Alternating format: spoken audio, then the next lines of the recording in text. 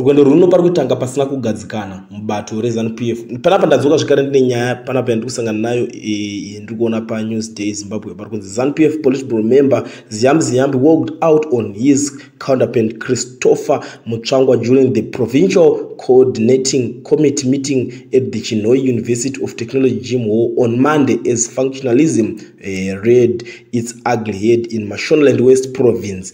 Saka panapa nyaya iripo ndeyekuti Mutsvangwa tingati vakanyadziswa kana kuti vakangosiwa vachingoita zvozvo. You know those guys havanyatsowirirana ende Mutsvangwa munovaziva vanenge kutaurisa kavanenge vanako pazvinhu zvavo zvavanenge vachiita, vane confidence yekuti